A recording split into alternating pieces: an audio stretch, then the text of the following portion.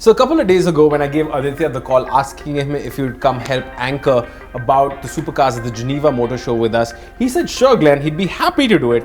Although he did have one condition. He said, Glenn, we have to talk about at least one Audi. I said, sure man, of course we can. So here we are with the Audi, the Lamborghini Huracan Performante Spyder. That's very kind of you, Glenn. Very kind of you. They're basically the same car. Not the same car. Okay, yeah, maybe the engine is more or less the same, but that's about it. Now, before we jump into talking about the car in detail, here are a couple of facts. It's powered by the 5.2-litre naturally aspirated V10 engine that produces 630 bhp and 600 Newton meters of torque going to all four wheels, which means that this car can accelerate from 0 to 100 in 3.1 seconds, 0 to 200 in under 10 seconds, and onwards to a top speed of 325 kilometers per hour. Now, what's interesting here is Lamborghini claim that this car has the equivalent performance of essentially the hardtop. But did they say the Nürburgring? They didn't say the Nürburgring, did they? The engine, that 5.2-litre naturally aspirated V10. In this day and age, how do they manage to still keep this engine alive? With emission regulations changing year after year, for them to keep this engine out there, they're definitely putting a lot of work into it.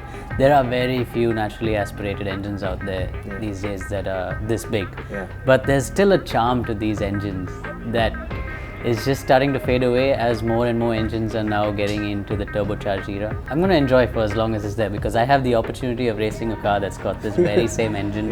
Let's see how long these engines stay out there because it's a purist's engine. I know with today's technology, with electrically actuated turbos and hybrids and stuff like that, lag is a thing of the past. But yeah, but to rev above 9,000 RPM on a 5.2 on a 5.2, the sound is just something else. So coming to the Performante Spyder, obviously it's the convertible version, the soft-top version of the Performante, which is an extreme version of the Huracan anyways. What happens to a car when you chop the roof off? Well, for one, it loses its structural rigidity because when you have a roof coming over, connecting the rear to the front from the top, it is definitely more rigid, which helps it a lot when it comes to the handling of the car. In order to compensate for that, there's a lot of reinforcement that goes on in this bit in there which you can't see, but that adds to the weight of the car. And I think this car definitely weighs more than 100 kilos as compared to the regular Performante.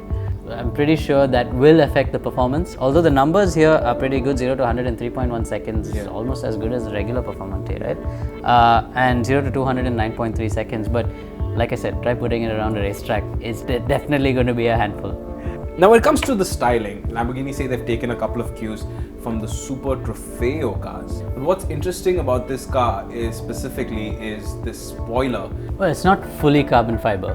It's a mix of a few materials, which is also in which there is some carbon fiber, and it's lighter than carbon fiber. And obviously, when you've got a car like this, which is a soft-top convertible, it's going to be heavy. Now you want to shed weight everywhere you can, right? And this is one place of doing it.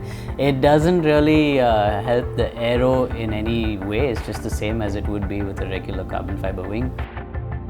It doesn't make sense to have a track-focused machine that's also a Spyder. You see, there's a little bit of... But again, it's an enthusiast car, right? At the same time, you're not going to always be driving it on the track. So at some point, it needs to be friendly to drive on the road as well. So they do have to obviously focus on that, which I'm pretty sure they did. And with the top coming off, everybody can see you. Yeah. And that's maybe the point. Yeah, you like to be seen, don't you? You like to be known, you like to be seen. It's your car. It's a lovely looking car. It is a lovely looking machine. And the lines are just so aerodynamic compared to some other cars that we saw. I mean, yeah, just look at it. I could just stare for hours, right? Alright, cut. We're staring. A gorgeous looking machine powered by a soon to be dead 5.2-litre naturally aspirated. Hopefully not. Hopefully not. Honestly, you're on the inside. What do you think? Yeah, there has been speculation, but speculation's always there, and they're trying to keep this engine alive for the charm that it's got. And I think we'll see it around for a little while at least. Alright, there you have it, folks, the Lamborghini Huracan Performante Spyder, a beautiful looking machine, open top roadster with a 5.2-litre naturally aspirated V10 active aero, and looks that could just keep you staring forever. Thank you for watching. A lot more content coming your way. See you in a bit.